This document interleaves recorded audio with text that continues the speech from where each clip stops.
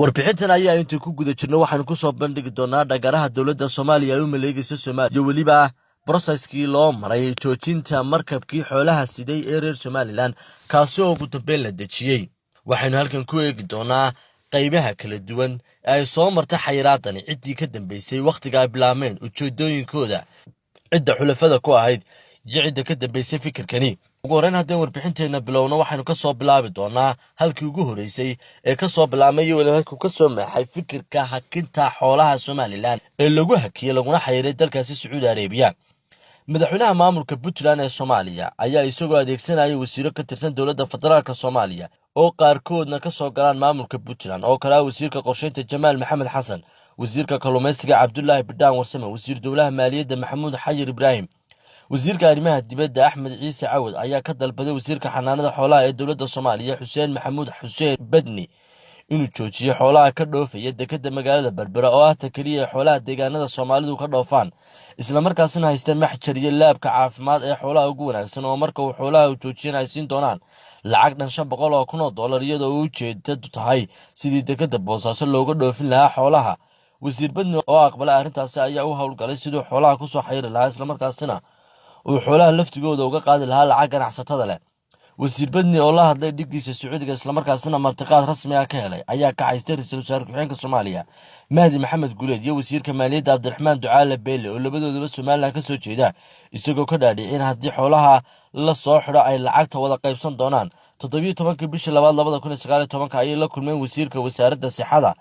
iyo beeraha ee dalka Sacuudi Arabiya waxayna ka dalbadeen xoolaha dekedda Berbera ka soo dhoofaya warqadda caafimaadka ee Soomaaliya lagu xidho isla markaasna iyagu wixii hadda ka dambeeya bixin doonaan. wasiirka sixada iyo beeraha ee Sacuudiga waxa uu ku yidhi sida ay la xogagaal inoo xaqiijiyeen maba xukutaan Berbera ee si xoolihiisa sideed ku siin kartaan shahaadada caafimaadka, balse mas'uuliyiintan ayaa ku adkaystay markii ay Muqdisho ku soo noqdeen. wasiirka wasaaradda sixada iyo beeraha ee dalka Sacuudiga shuruudo adag ayaa ugu soo diray kuna xidhay in kaliya shuruudahaasi ay fuliyaan lagu xidhi doono xoolaha Berbera, balse wasiir Badniga Muqdisho oo ismaqi ku jira ayaa diray warqad uu sheegayo inay buuxiyeen dhammaanba shuruudahaasi. kadib wasiirka xanaanada xoolaha Soomaaliya waxa uu sameeyay isbahaysi ka kooban siyaasiyiin iyo ganacsato reer Somaliland sida uu markuu buuq u dhaco ay u difaacaan isla markaasna lacagaha ganacsatada reer Somaliland laga qaado uga soo qaadi lahaayeen dhexna ay uga noqon lahaayeen. waxaana ka mid ah ra'iisul wasaare ku-xigeenka Mahdi Maxamed Guleed, xildhibaan Biixi Iimaan Cige oo iyagu u qaabilsan dhanka khalkhalinta siyaasiyiinta reer Somaliland ee xamar jooga iyo waliba dalka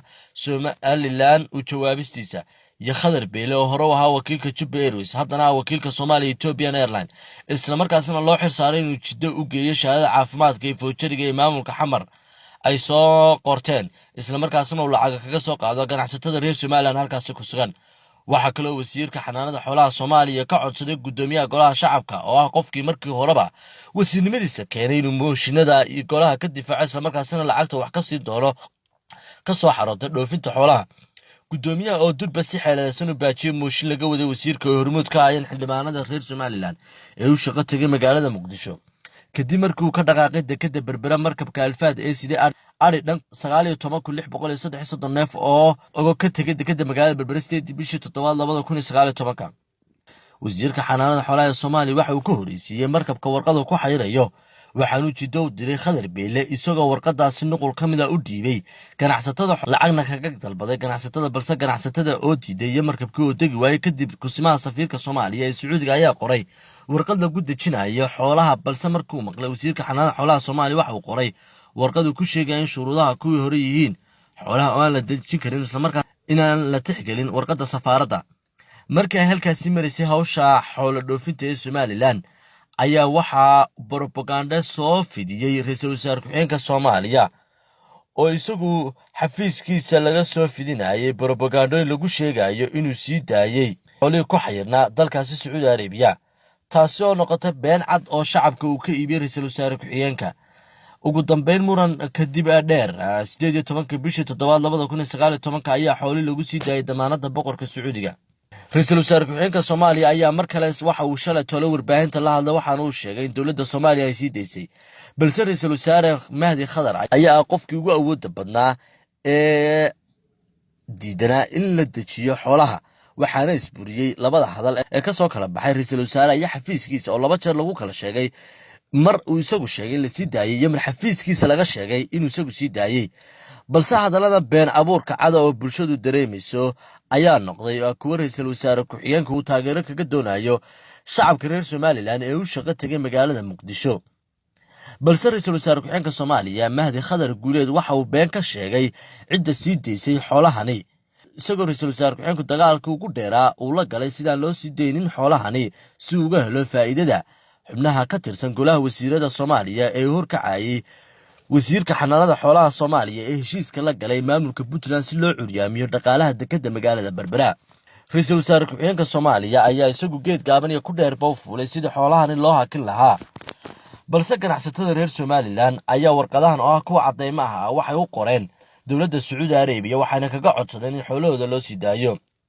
warqadan waa isfahamkii hore uu goobjooga ka ahaa wasiirka xanaanada Soomaaliya iyo wasiirka saxada ee beeraha Sacuudi Arabiya ee laga gaaray arrimaha dhoofinta xoolaha. warqadahan kalena waa kuwii bangiga Islaamka kaga codsanayay Sacuudiga in la sii daayo xoolahooda, balse Sacuudiga oo tixgelinaya dhaqaalaha ganacsatadiisa soo geliyeen xoolahani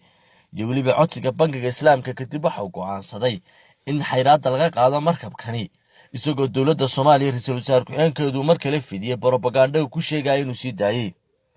ugu dambeynna wasiirka xanaanada xoolaha Soomaaliya oo ka qaatay Puntland lacag dhan $300,000 iyadoo $200,000 uga harsan yihiin waxa uu isku dayi doonaa si kasta oo Somaliland xoolaheeda u hor istaagi lahaa. wasiirka ayaana soo xaadiray kulankii khamiislaha ee shalay ee 18 bisha 7 2019 kadib markii uu ogaaday in wasiiro kale oo reer Somaliland ay ka xanaaqeen arrintaasi, balse xubnahan xildhibaanada iyo wasiirada iskugu jira ee Somaliland ka soo jeeda ayaa iyagu kaliya u dan lahaa inay helaan lacagyogaasi. Somaliland oo dekedda Berbera laba markab oo kale ka tageen ayaa waxa la filayaa in mar kale dowladda Soomaaliya dagaal baaxad ku soo qaado maraakiibtaasi iyagoo adeegsan doona mar kale propagandooyin kala duwan oo dowladda Sacuudi Arabiya u diibaan.